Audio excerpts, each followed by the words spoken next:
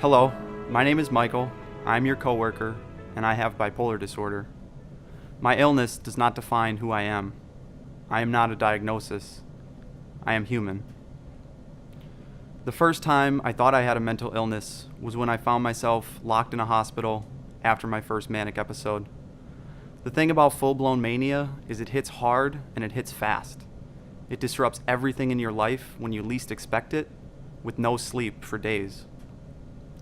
After 3 weeks of heavy medication, I was finally released. However, I spent the next year and a half in complete denial. Stigma contributed to that denial. This couldn't be happening to me. I don't belong locked up in a psych ward taking medication. I was 23. I needed to go back to college and finish my degree. So I ditched the meds, I ditched treatment, and sank further into denial. 1.5 years later, while still in denial, another episode of mania hit. Once again, I found myself locked in a hospital. This time, only 2 months after starting my career with J&J. Alone. My family was over 3,000 miles away. Only 3 coworkers knew me from when I was a co-op. That year, I spent my birthday in the hospital, but I did have my parents and those 3 friends from work. Around this time, I started to think maybe it wasn't just a one-time thing. I got my first official diagnosis of bipolar disorder, which really isn't an easy thing to accept when you're 25. The rest of your friends are still partying and starting careers of their own. Once again, stigma drove me into denial, and I ditched treatment. Which leads me to the third and final time when I realized I had a mental illness. This time, it wasn't the quick rush of mania that I was used to.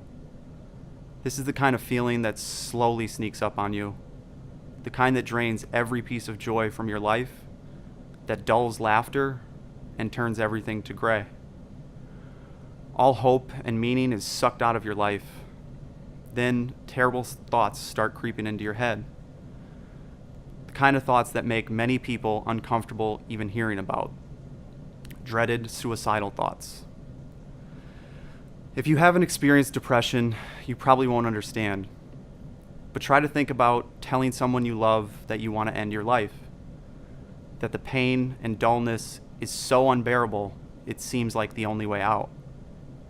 The fear of even talking about it is paralyzing, because stigma and society tells us if you talk about these things, white coats are going to show up, put you in a straitjacket, and lock you up.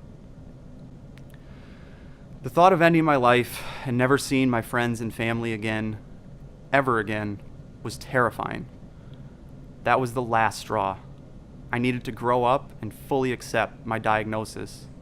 I had to be okay knowing this was something I had to carry and deal with for the rest of my life. I ignored stigma this time. I couldn't let it get in the way of treatment. It wasn't easy. It didn't happen overnight. It was a long, drawn-out process.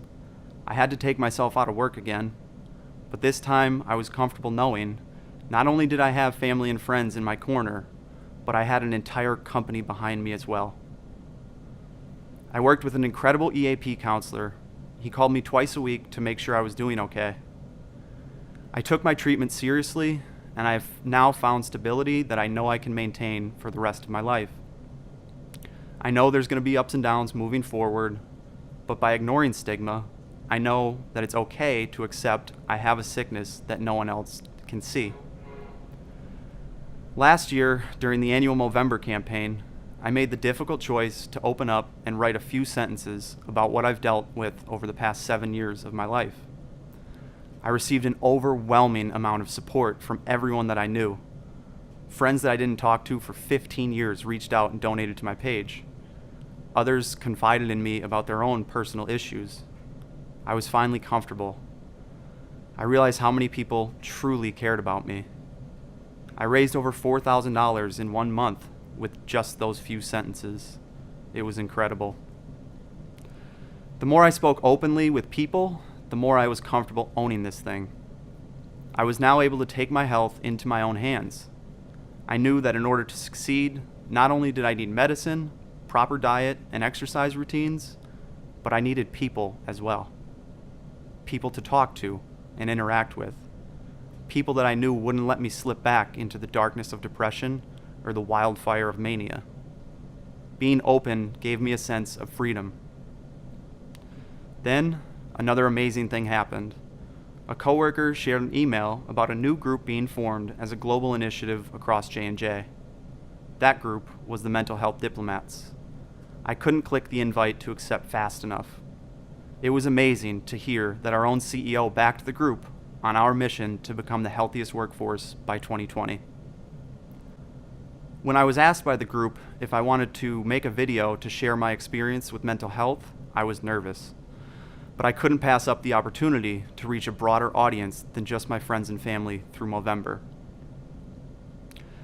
I don't want sympathy for the hand that I was dealt. However, I do want people to know that it's okay to talk openly about these things. I want to be a role model for those who are struggling to accept a diagnosis.